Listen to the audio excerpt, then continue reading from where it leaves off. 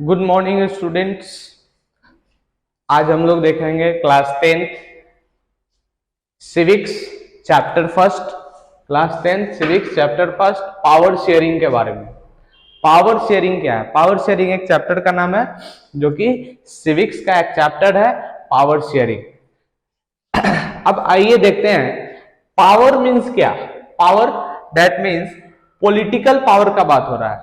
किस पावर का बात हो रहा है? पॉलिटिकल पावर का बात हो रहा है। पॉलिटिकल पावर और पावर का शेयरिंग यानी पावर का बटाव किसके बीच, आइए उसी के बारे में इस चैप्टर को हम लोग पढ़ेंगे। और इस चैप्टर को समझने के लिए दो देशों के बीच जो सामंजस्य है यानी कि दो देशों के बीच का एक कहानी बताया गया है। दो देश यानी अलग अलग देश है, एक देश जो यूरोपियन कॉन्टिनेंट का है और दूसरा देश जो एशिया कॉन्टिनेंट का है। एक देश का नाम है बेल्जियम और दूसरे देश का नाम है श्रीलंका, जिसके बारे में नेक्स्ट आगे आने वाले टॉपिक्स में हम लोग पढ़ेंगे। श्रीलंका, स्टोरी ऑफ श्रीलंका के बारे में। यहाँ पे स्टोरी ऑफ बेल्जियम के बारे में पढ़ना है। स्टोरी ऑफ बेल्जियम है क्या? तो देखिए बच्चों, बेल्जियम क्या है? बेल्जियम एक देश है। बेल्जियम एक देश है, देश का नाम है Belgium. Belgium Belgium is a small country.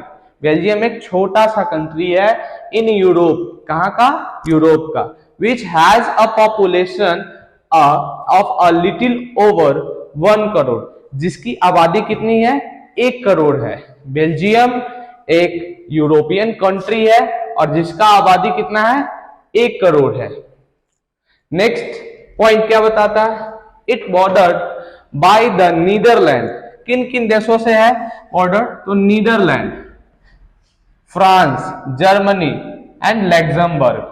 Netherlands, France, Germany और लैक्समबर्ग इस देश के चारों तरफ से इसके बॉर्डर को शेयर करता है। किसके बॉर्डर को शेयर करता है? बेल्जियम के बॉर्डर को शेयर करता है। नेक्स्ट है the ethnic composition of this small country is a very complex. देखिए एक वर्ड का यूज आया है, कॉम्प्लेक्स। क्यों क्यों कॉम्प्लेक्स है? इस देश का इथेनिक कंपोजिशन यानी कि जातीय संरचना इस छोटे से देश का बहुत ही कॉम्प्लेक्स है। मतलब क्या दिक्कत है इसमें? कोई तो दिक्कत होगा। अब आइए देखते हैं क्यों कॉम्प्लेक्स है। Out of the total population of a country 59%, देखिए 59% जो लोग हैं वो कहां रह रहे हैं? 59% लोग कहां रह रहे हैं? Live in Flemish region. किस क्षेत्र में रह रहे हैं? Flemish region. And speak French. क्या बोल रहे हैं? फ्रेंच बोल रहे हैं। ध्यान से देखिए क्या बताया जा रहा है। फ्लेमिश रीजन में रह रहे हैं 59% और बोल क्या रहे हैं? फ्रेंच बोल रहे हैं। अब आइए आगे क्या बात कर रहे हैं। Another 40% people live in the Wallonia region and speak French. यानी बाकी के 40%, बाकी के 40% लोग जो बेल्जियम के हैं वो कहां रह रहे हैं? वलोनिया रीजन में रह रहे हैं। बोल क्या रहे हैं? तो फ्रेंच बोल रहे हैं। अभी यहां पे क्या बोल रहे थे?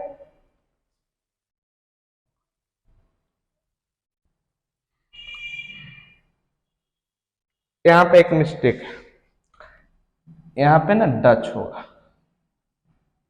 डच होगा, डच।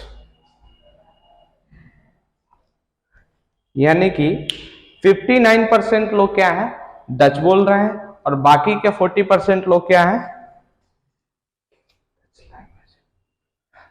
क्या बोल रहे हैं? यहाँ डच बोल रहे हैं 59% लोग, यहाँ मिस्टेक से यहाँ फ्रेंच लिखा हुआ था। और बाकी के 40% लोग क्या बोल रहे हैं? वो बोल रहे हैं फ्रेंच, जो कहां रह रहे हैं? वलोनिया रीजन में रह रहे हैं। पहले 59% लोग कहां रह रहे थे? फ्लैमिश रीजन में रह रहे हैं।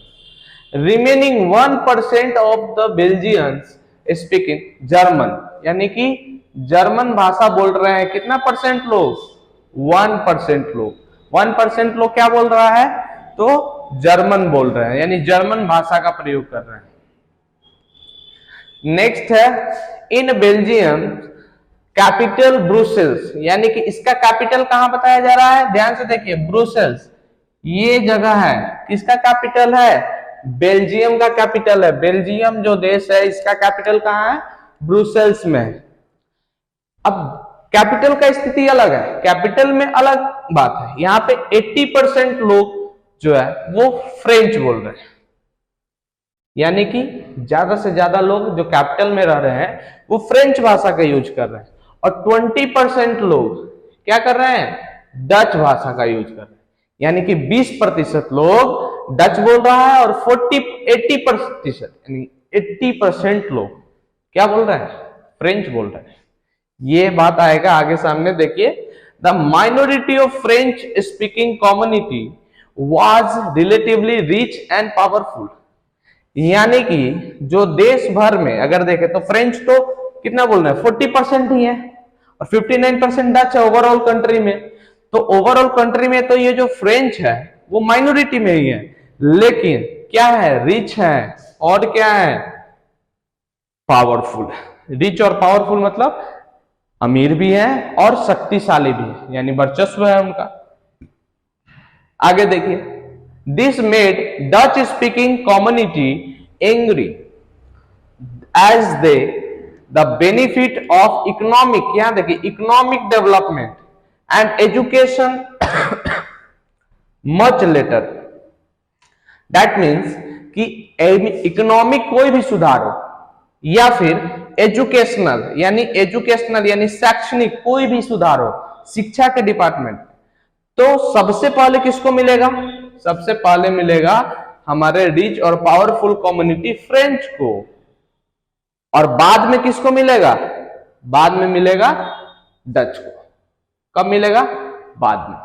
यानी जब एक समाज से दूसरे समाज के बीच भेदभाव किया जाएगा तो गुस्सा तो लाजमी है, गुस्सा तो आना जरूरी ही है। आप अपने घर में ही देखिए ना, अगर किसी एक पेरेंट्स अगर किसी एक बच्चे को ज्यादा मानते हैं और दूसरे को कम मानते हैं, तो जो दूसरा होता है ना उसके मन में पहले के खिलाफ या अपने पेरेंट्स के खिलाफ गुस्सा आता है। क्यों, क्योंकि भेदभाव होता है। यहां भी वही हो रहा है।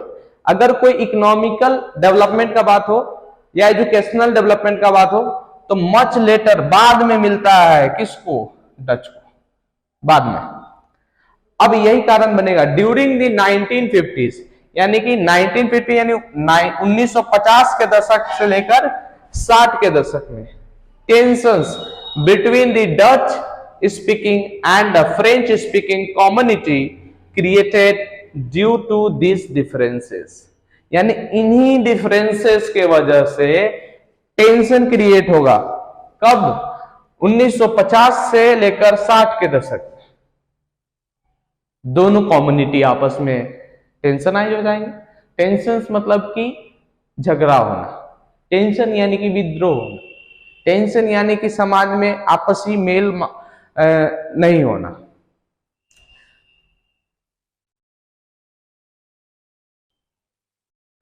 आप इसका एक स्क्रीनशॉट चाहे तो ले लें, क्योंकि इसको नोट भी कर सकते हैं, एक परफेक्ट नोट है आपका पावर शेयरिंग का, आप इसको अपने कॉपी में लिख भी सकते हैं।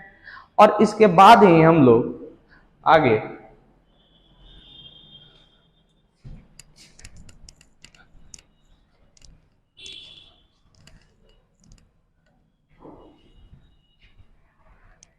इसको शॉर्ट में समझेंगे।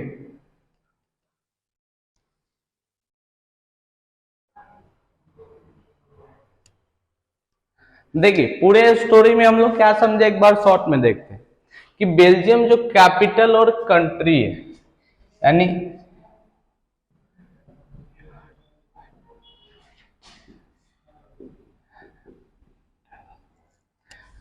कंट्री और कैपिटल का बात है, यानी कौन सा कंट्री, बेल्जियम कंट्री में मेन इसका क्या है, इथनिक कॉम्पोजिशन ही है, मेन है ethnic composition. Ethnic composition that mean जातीय संरचना।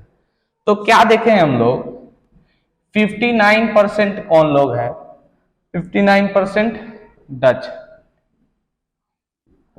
40% फ्रेंच है, और 1% जर्मन भाषा बोलने वाले लोग। ये लैंग्वेज है, क्या है? लैंग्वेज है। ये सब क्या है? लैंग्वेज। ये कंट्री का हाल यानी पूरा देश का बात हो रहा है। किस देश का? बेल्जियम के पूरे देश के जातीय संरचना का बात हो रहा है। और वहीं कैपिटल का जब बात करेंगे तो यही परसेंटेज हो जाता है। यहाँ पे डच 20%, फ्रेंच हो जाएंगे 80%, और इसके बारे में नहीं बताया गया, यानी 80%। 80%। अब ये क्या बताया जा रहा है? ये जो डिफरेंस जो है ना, ये डाटा का डिफरेंसेस, इन्हीं डिफरेंसेस के वजह से अब ये जो समाज है डच, वो देश में तो मेजोरिटी में है, देश में मैक्सिमम लोग हैं कौन? डच। लेकिन फ्रेंच क्या है? पावरफुल है। ये जो है रिच है और पावरफुल भी है। रिच और पावरफुल है, इस वजह से क्या दे रहा है? रिच और पावरफुल होने की वजह से क्या कर रहा है? ये एडवांटेज ले रहा है। कौन? फ्रेंच बोलने वाले, फ्रेंच बोलने वाले जो लोग हैं। और ये एडवांटेज क्या ले रहे हैं? तो इकोनॉमिकल हो या एजुकेशनल हो, इकोनॉमिकल या एजुकेशनल डेवलपमेंट पहले ले रहे हैं, पहले खुद ले रहे हैं, और बाद में किसको दे रहे हैं? बाद में डच को मिल रहा है। ये दिक्कत होगा, पहले बाद हो जाना। जब ऐसा होगा तो टेंशन क्रिएट होगा। टेंशन क्रिएट किसके बीच होगा? तो दोनों लैंग्वेज जो बोल रहे हैं ना, अलग अलग भाषा जो बोल रहे हैं, इन्हीं लोग के बीच होगा। ये ज्यादा दिक्कत करेगा स्टोरी ऑफ बेल्जियम में, ये ज्यादा दिक्कत होगा। इसको शॉर्ट में समझने के लिए हम लोग भाई डाटा ग्राफ देखे हैं। आइए अब हम लोग देखते हैं story of Sri Lanka. Story of Sri Lanka में क्या बताया जा रहा है? अब श्रीलंका का स्टोरी देखेंगे। एक बेल्जियम का स्टोरी देख लिए, दूसरा आप श्रीलंका का स्टोरी देखेंगे। श्रीलंका के स्टोरी में क्या बताएगा कि Sri Lanka is an island nation south of India having diverse populations of about 2 crore people. यानी यहां पे पिछले जो स्टोरी हम लोग पढ़ा है उसमें क्या 1 करोड़ पॉपुलेशन था। देखिए इंडिया इस तरह से है, नीचे से साउथ इंडिया इस तरह से दिखता है, और यहां पे कहीं श्रीलंका है इंडिया के साउदर्न पार्ट में। और ये आइलैंड इसलिए कहा जा रहा है क्योंकि चारों तरफ से नीचे क्या है? इंडियन ओशियन है, इधर बे ऑफ बंगाल है, तो चारों तरफ से क्या है? ये पानी से घिरा हुआ है। जो एक खास लैंड चारों तरफ से पानी से घिरा हो उसको क्या बोलते हैं? आइलैंड बोलते हैं। अब यहाँ पे इसका पॉपुलेशन कितना है? 2 करोड़। इस देश की पॉपुलेशन क्या है? आबादी कितनी है? लोग कितने हैं? तो 2 करोड़ लोग हैं। The major social groups are the Sinhala speakers. अब यहां भी लैंग्वेज का ही बात हो रहा है। किस लैंग्वेज का बात हो रहा है? सिन्हाला। सिन्हाला स्पीकर्स कितने percent? 74%। And the Tamil speakers 18%, यानी मात्र 18% कौन है? तमिल स्पीकर्स, जो तमिल बोल रहे हैं। Tamils are divided into 2 groups, यानी जो तमिल भाषा वाले लोग हैं वो 2 ग्रुप्स में है। Sri Lanka Tamils 13%, Tamil native of this country, यानी वो जो 13% तमिल है वो क्या है? यही के रहने वाले, यानी श्रीलंका के ही है। इंडियन तमिल्स 5%, और 5% क्या है? इंडियन तमिल्स है। Come from India during colonial period as a plantation worker. जब कॉलोनियल पीरियड किस पीरियड को कहा जाता है? जब ब्रिटिश हमारे यहाँ पे शासन कर रहे थे, जब हमारे ऊपर शासन कर रहे थे ब्रिटिश, उसी टाइम ऑफ पीरियड को कहा जा रहा है colonial period. Colonial period that means British जब हमारे ऊपर शासन कर रहे थे, उसी दौरान इंडिया से कुछ लोग प्लांटेशन वर्कर बनकर कहां गए थे?